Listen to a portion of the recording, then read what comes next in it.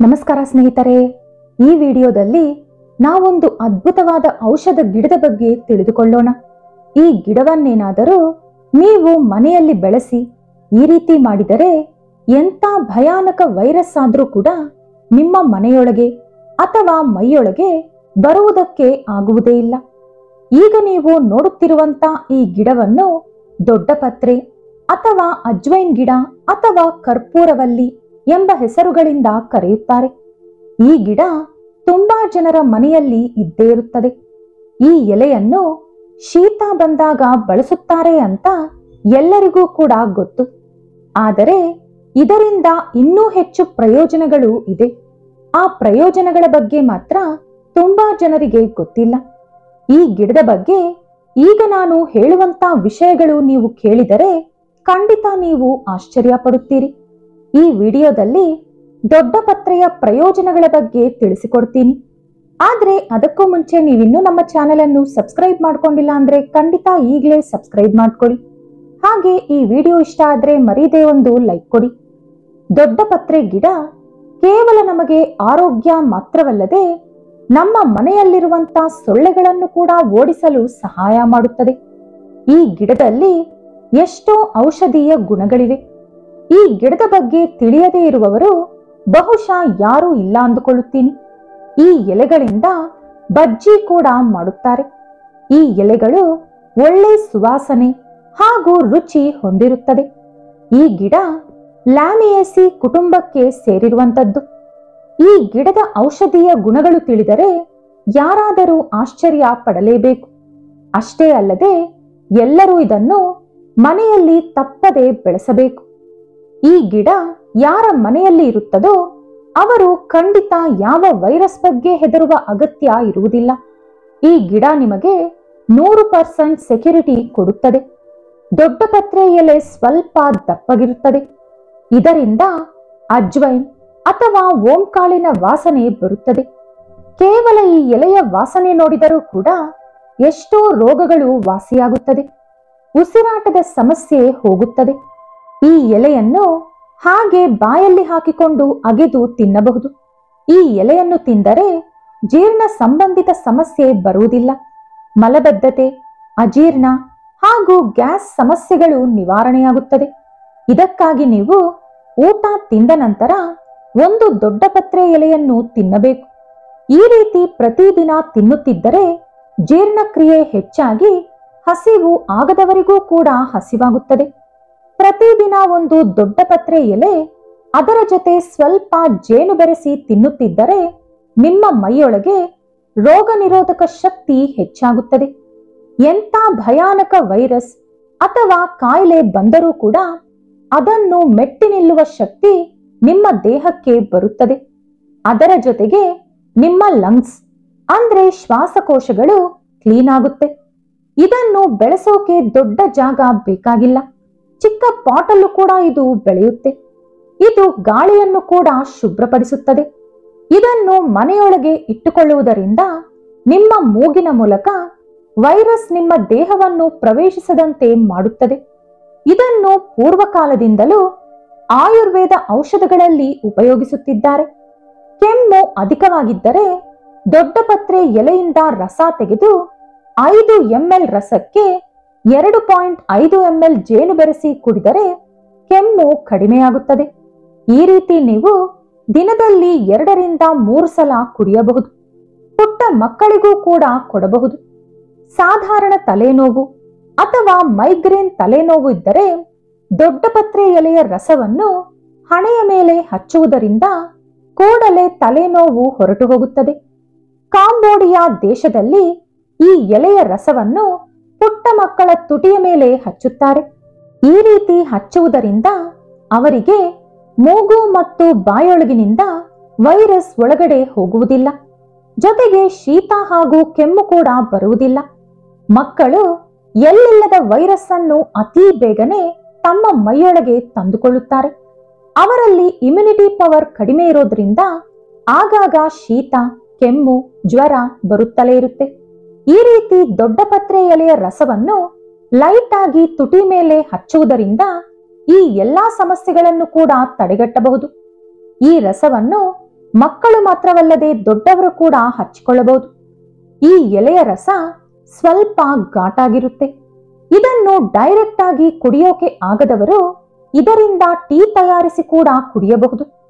ಶೀತ ಕೆಮ್ಮು ಇರುವವರಿಗೆ ಏನಾದರೂ ಬಿಸಿ ಬಿಸಿಯಾಗಿ ಕುಡಿದರೆ ಚೆನ್ನಾಗನಿಸುತ್ತದೆ.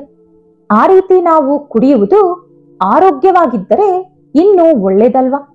ಹಾಗಾಗಿ 1 ಲೋಟ ನೀರಿಗೆ 5 ದೊಡ್ಡ ಪತ್ರೆ ಎಲೆಗಳನ್ನು ಹಾಕಿ 5 ನಿಮಿಷ ಕುದಿಸಿಟ್ಟುಕೊಂಡು ಆ ನೀರು ಕುಡಿಯುವ ಹದಕ್ಕೆ ಬಂದ ನಂತರ ಅರ್ಧ ಅಥವಾ 1 ಚಮಚ ಜೇನುತುಪ್ಪ ಬೆರೆಸಿ ಕುಡಿಯುವುದರಿಂದ ಕೂಡ ಶೀತ ಕೆಮ್ಮು ಹೊರಟು ಹೋಗುತ್ತದೆ. ಅದೊಂದೇ ಅಲ್ಲದೆ ಮಲಬದ್ಧತೆ ಸಮಸ್ಯೆ, ಅಜೀರ್ಣ ಸಮಸ್ಯೆ ಕೂಡ ನಿವಾರಣೆಯಾಗುತ್ತದೆ. ಕೆಲವರಿಗೆ ಸರಿಯಾಗಿ ಬಾತ್ರೂಮ್ ಬರುವುದಿಲ್ಲ.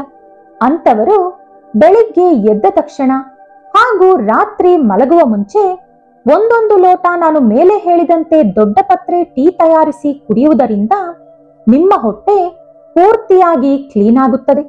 ಇತ್ತೀಚೆಗೆ 30 ವರ್ಷ ದಾಟಿದ ಪ್ರತಿಯೊಬ್ಬರಿಗೂ ಕೂಡ ಸೊಂಟ ಹಾಗೂ ಮಂಡಿ ನೋವು ಬರುತ್ತಿದೆ. ತುಂಬಾ ಹೊತ್ತು ಕೂರಲು ಆಗುವುದಿಲ್ಲ. ಹಾಗೆ ಕೂತ ನಂತರ ಮೇಲೆ ಏಳಲು ಕಷ್ಟಪಡುತ್ತಾರೆ. ತುಂಬಾ ಹೊತ್ತು ನಿಲ್ಲೋಕೆ ಆಗಲ್ಲ, ನಡೆಯೋಕೆ ಆಗಲ್ಲ. ಅಂತವರು ಪ್ರತಿದಿನ ಈ ಎಲೆಗಳನ್ನು ತಿನ್ನುವುದು ಅಥವಾ ಪ್ರತಿದಿನ ಈ ಎಲೆಯ 30 ml ರಸ ಕುಡಿಯುವುದು ಅಥವಾ ಈ ರಸದಿಂದ ಮಂಡಿ ಹಾಗೂ ಬೆನ್ನು, ಇನ್ನು ನಿಮಗೆ ಎಲ್ಲೆಲ್ಲಿ ನೋವಿದ್ದರೆ ಅಲ್ಲೆಲ್ಲ ಕೂಡ ಮಸಾಜ್ ಮಾಡುತ್ತಾ ಬಂದರೆ ಪರ್ಮನೆಂಟ್ ಆಗಿ ಮಂಡಿ ನೋವು, ಬೆನ್ನು ನೋವು, ಇನ್ನು ಇತರೆ ನೋವುಗಳು ವಾಸಿಯಾಗುತ್ತದೆ. ಇದಕ್ಕೆ ಕಾರಣ ಈ ಎಲೆಯಲ್ಲಿರುವಂತಹ ಒಮೆಗಾ 6 ಫ್ಯಾಟಿ ಆಸಿಡ್ಸ್. ಹಲ್ಲು ನೋವು ಅಥವಾ ಬಾಯಿ ಹುಣ್ಣಾಗಿದ್ದರೆ ಈ ಎಲೆಯನ್ನು ನೀರಲ್ಲಿ ಹಾಕಿ ಕುದಿಸಿ ಆ ನೀರು ಗೋರು ಬೆಚ್ಚಗಾದ ಮೇಲೆ ಅದರಿಂದ ಬಾಯಿ ಕುಪ್ಪಳಿಸುತ್ತಾ ಇದ್ದರೆ ಬಾಯಿ ಸಮಸ್ಯೆಗಳೆಲ್ಲವೂ ಕೂಡ ಹೊರಟು ಹೋಗುತ್ತದೆ. ಜ್ವರ ಕಡಿಮೆಯಾಗಬೇಕು ಅಂದರೆ ಈ ಎಲೆಯ ರಸವನ್ನು 2 ಚಮಚ ಕುಡಿದರೆ ಸರಿ ಹೋಗುತ್ತದೆ. ಮೈ ಮೇಲೆ ಎಲ್ಲಾದರೂ ಉರಿ ಅಥವಾ ನವೆ ಇದ್ದರೆ ಈ ಎಲೆಯ ರಸವನ್ನು ತೆಳುವಾಗಿ ಆ ಜಾಗದಲ್ಲಿ ಹಚ್ಚಿ ಲೈಟ್ ಆಗಿ ಮಸಾಜ್ ಕೊಟ್ಟರೆ ಉರಿ ಅಥವಾ ನವ್ವೆಗೆ ಕಾರಣವಾದ ಬ್ಯಾಕ್ಟೀರಿಯಾಗಳನ್ನು ಇದು ಕೊಂದು ಉರಿ ಹಾಗೂ ನವ್ವೆಯನ್ನು ಹೋಗಲಾಡಿಸುತ್ತದೆ. ಈ ಎಲೆಗಳನ್ನು ನೀರಿನಲ್ಲಿ ಹಾಕಿ ಕುದಿಸಿ ಆ ಆವಿಯನ್ನು ಎಳೆದುಕೊಂಡರೆ ಆಸ್ತಮಾ ಕಂಟ್ರೋಲ್ಗೆ ಬರುತ್ತದೆ. ಶೀತ ಬಂದಾಗಲೂ ಕೂಡ ಈ ರೀತಿ ಇದರ ಆವಿಯನ್ನು ಎಳೆದುಕೊಂಡರೆ ಬೇಗ ಸರಿ ಹೋಗುತ್ತದೆ. ಎದೆಯಲ್ಲಿ ಉರಿ ಅಥವಾ ಉಳಿ ಅನಿಸುವುದು, ಹೊಟ್ಟೆ ಸರಿಯಿಲ್ಲ ಅನಿಸುವುದು ಅಥವಾ ವಾಂತಿ ಬರೋ ತರ ಇದೆ ಅನಿಸಿದರೆ ಈ ಎಲೆಗಳು ಸ್ವಲ್ಪ ಮೆಣಸಿನಕಾಯಿ ಹಾಗೂ ಹಸಿ ತೆಂಗಿನಕಾಯಿ ಬಳಸಿ ಚಟ್ನಿ ಮಾಡಿ ಅದನ್ನು ಹಾಗೆ ತಿನ್ನುವುದು ಅಥವಾ ಅನ್ನದಲ್ಲಿ ಕಲಿಸಿಕೊಂಡು ತಿಂದರೆ ರುಚಿಗೆ ರುಚಿ ಮತ್ತು ನಿಮ್ಮ ಸಮಸ್ಯೆ ಕೂಡ ಮಾಯ ಆಗುತ್ತೆ. ಕೆಲವರಿಗೆ ಮುಖದ ಮೇಲೆ ತುಂಬಾನೇ ಗುಳ್ಳೆಗಳಿರುತ್ತೆ. ಅದಕ್ಕಾಗಿ ಎಷ್ಟೆಷ್ಟೋ ಕ್ರೀಮ್ಗಳನ್ನ ಉಪಯೋಗಿಸ್ತಾರೆ. ಏನು ಮಾಡಿದ್ರೂ ಕೂಡ ಅದು ಹೋಗಲ್ಲ. ಹೋದ್ರೂ ಕೂಡ ಆ ಕ್ರೀಮ್ ಬಳಸುವುದು ನಿಲ್ಲಿಸಿದ ತಕ್ಷಣ ಮತ್ತೆ ಬಂದು ಬಿಡುತ್ತದೆ. ಯಾಕಂದ್ರೆ ಯಾವ ಕ್ರೀಮ್ ಆದ್ರೂ ಬ್ಯಾಕ್ಟೀರಿಯಾಗಳನ್ನು ಮೇಲಿಂದ ಕೊಲ್ಲುತ್ತದೆ ಹೊರತು ಆಳದವರೆಗೂ ಹೋಗಿ ಕೊಲ್ಲುವುದಿಲ್ಲ. ಈ ಎಲೆಯ ರಸವನ್ನು ಮುಖದ ಮೇಲೆ ಮಸಾಜ್ ಮಾಡುತ್ತಿದ್ದರೆ ಗುಳ್ಳೆಗಳನ್ನು ತಯಾರಿಸುವಂತ ಬ್ಯಾಕ್ಟೀರಿಯಾಗಳನ್ನು ಮತ್ತೆ ಹುಟ್ಟದ ಹಾಗೆ ಇದು ನಾಶ ಮಾಡುತ್ತದೆ. ಇದರಿಂದ ನಿಮ್ಮ ಮುಖ ಮಗುವಿನ ಮುಖದ ತರ ಸಾಫ್ಟ್ ಆಗಿ ತಯಾರಾಗುತ್ತದೆ. ಪ್ರತಿದಿನ ಈ ಎಲೆಗಳನ್ನು ತಿನ್ನುವುದು ಅಥವಾ ರಸ ಕುಡಿಯುವುದು ಮಾಡುತ್ತಿದ್ದರೆ ಕಿಡ್ನಿಯಲ್ಲಿರುವಂತ ಕಲ್ಲುಗಳು ಕೂಡ ಕರಗುತ್ತದೆ. ಹಾಗೆ ಕಿಡ್ನಿ ಕ್ಲೀನ್ ಆಗುತ್ತೆ. ಸೊಳ್ಳೆಗಳನ್ನು ಕೊಲ್ಲುವುದಕ್ಕೆ ನಾವು ಕಾಯಿಲ್ಗಳು ಅಥವಾ ರೀಫಿಲ್ಗಳನ್ನ ಅಥವಾ ಓಡೋಮಸ್ ಮುಂತಾದವುಗಳನ್ನ ಉಪಯೋಗಿಸ್ತೀವಿ. ಕೆಮಿಕಲ್ ಇಲ್ಲ ಅಂತ ಅವರು ಎಷ್ಟೇ ಹೇಳಿದ್ರು ಕೂಡ ಅದರಲ್ಲಿ ಕೆಮಿಕಲ್ ಇದೆ ಅನ್ನೋ ವಿಷಯ ನಮಗೆ ಗೊತ್ತು. ಅದನ್ನ ಎಳೆದುಕೊಂಡು ಸೊಳ್ಳೆಗಳು ಚಿಕ್ಕ ಕೀಟಗಳಾದ್ದರಿಂದ ಅದು ಬೇಗನೆ ಸಾಯುತ್ತೆ.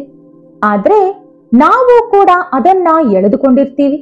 ನಮಗೂ ಕೂಡ ಸ್ವಲ್ಪನಾದ್ರೂ ಅದು ಹಾನಿ ಮಾಡೇ ಇರುತ್ತೆ. ಅದು ನಮಗೆ ಗೊತ್ತಾಗಲ್ಲ ಅಷ್ಟೆ.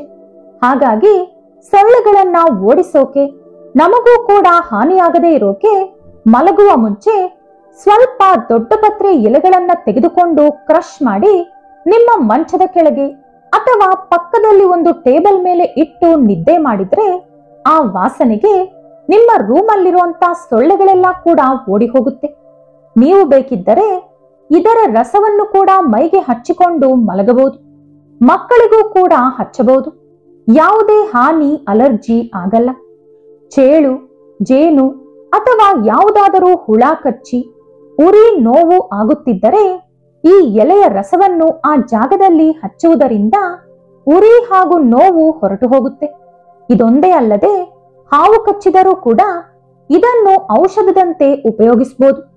ಒಂದು ವೇಳೆ ಹಾವು ಕಚ್ಚಿದರೆ ಕೈಯಲ್ಲಿ ಕೆಲವು ಎಲೆಗಳನ್ನು ಹಿಚುಕಿ ಹಾವು ಕಚ್ಚಿದ ಜಾಗದಲ್ಲಿ ಇಟ್ಟು ಬಟ್ಟೆ ಕಟ್ಟಿದರೆ ವಿಷ ದೇಹವೆಲ್ಲ ಹರಡದಂತೆ ಅದೇ ಜಾಗದಲ್ಲಿ ಇರುತ್ತದೆ. ಆಗ ನೀವು ಆಸ್ಪತ್ರೆಗೆ ಹೋದರೆ ಸ್ವಲ್ಪ ಲೇಟ್ ಆದ್ರೂ ಕೂಡ ಪ್ರಾಣಕ್ಕೆ ಅಪಾಯ ಬರಲ್ಲ. ಇದರಲ್ಲಿ ವಿಟಮಿನ್ ಎ ಇರೋದ್ರಿಂದ ಕಣ್ಣಿನ ಸಮಸ್ಯೆಯನ್ನು ಕೂಡ ಇದು ಬಗೆಹರಿಸುತ್ತದೆ. ಇದನ್ನು ಪ್ರತಿದಿನ ತಿನ್ನುವುದರಿಂದ ಕಣ್ಣಿನ ಸಮಸ್ಯೆ ಬರುವುದಿಲ್ಲ. ಕಣ್ಣು ಭಾರ ಅಥವಾ ಉರಿ ಅನಿಸುತ್ತಿದ್ದರೆ ಈ ಎಲೆಯನ್ನು 5 ನಿಮಿಷ ಫ್ರೀಜರ್ ಒಳಗಿಟ್ಟು ಅದನ್ನು ಕಣ್ಣಿನ ಮೇಲೆ ಇಟ್ಟುಕೊಂಡು ಒಂದು ಒದ್ದೆ ಬಟ್ಟೆಯನ್ನು ಕಣ್ಣಿಗೆ ಸುತ್ತಿ 15 ನಿಮಿಷ ರೆಸ್ಟ್ ತೆಗೆದುಕೊಂಡರೆ ಕಣ್ಣು ಭಾರ ಅಥವಾ ಉರಿ ಹೊರಟು ಹೋಗುತ್ತದೆ. ಕಣ್ಣಿಗೂ ಕೂಡ ಆರಾಮಾಗಿರುತ್ತದೆ. ನಿಮ್ಮ ಹೊಟ್ಟೆಯೊಳಗೆ ಏನೇ ಸಮಸ್ಯೆ ಇದ್ದರೂ ಈ ಎಲೆಯ ರಸವನ್ನು 5 ml ಕುಡಿದರೆ ಸರಿ ಹೋಗುತ್ತದೆ. ಡ್ಯಾಂಡ್ರಫ್ ಜಾಸ್ತಿ ಇದ್ದರೆ ಡ್ಯಾಂಡ್ರಫ್ ಶಾಂಪೂನೇ ಬಳಸಬೇಕು ಅಂತೇನಿಲ್ಲ.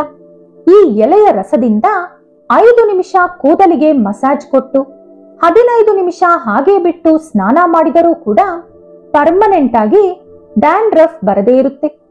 ಶೀತ ಜಾಸ್ತಿಯಾಗಿ ಮೂಗಿಂದ ಉಸಿರಾಡಲು ಆಗುತ್ತಿಲ್ಲ ಅಂದರೆ ಈ ಎಲೆಯನ್ನು ಹಿಚುಕಿ ಆ ವಾಸನೆಯನ್ನು ಮೂಗಿನಿಂದ ಎಳೆದುಕೊಂಡರೆ ಮೂಗಿನ ಬ್ಲಾಕ್ ಸರಿ ಹೋಗುತ್ತೆ. ರಿಸರ್ಚ್ ನಲ್ಲಿ ಈ ಎಲೆ ಆಂಟಿ HIV ತರ ಕೆಲಸ ಮಾಡುತ್ತೆ ಎಂದು ತಿಳಿದು ಬಂದಿದೆ. ನೋಡಿದ್ರಲ್ಲ ಸ್ನೇಹಿತರೆ, ಒಂದು ಪುಟ್ಟ ಗಿಡ ನಮ್ಮ ಆರೋಗ್ಯಕ್ಕೆ ಎಷ್ಟೊಂದು ಮೇಲು ಮಾಡುತ್ತೆ ಅಂತ. ಹಾಗಾಗಿ ಶೋ ಗಿಡಗಳನ್ನು ಮನೆಯಲ್ಲಿ ಬೆಳೆಸುವುದು ಬಿಟ್ಟು ಇಂಥ ಆರೋಗ್ಯ ಕೊಡುವಂತ ಗಿಡಗಳನ್ನು ಮನೆಯಲ್ಲಿ ಹೆಚ್ಚಾಗಿ ಬೆಳೆಸಿಕೊಳ್ಳಿ. ಈ ವಿಡಿಯೋ ನಿಮಗೆ ಇಷ್ಟ ಆದ್ರೆ ಲೈಕ್ ಮಾಡಿ, ಶೇರ್ ಮಾಡಿ. ಇಂಥ ಹೆಚ್ಚಿನ ಉತ್ತಮ ಮಾಹಿತಿಗಳಿಗಾಗಿ ತಪ್ಪದೇ ನಮ್ಮ ಚಾನೆಲ್ ಅನ್ನು ಸಬ್ಸ್ಕ್ರೈಬ್ ಮಾಡ್ಕೊಳ್ಳಿ. ನಾಳೆ ಮತ್ತೊಂದು ವಿಡಿಯೋದೊಂದಿಗೆ ಪುನಃ ಭೇಟಿಯಾಗೋಣ. ಧನ್ಯವಾದಗಳು.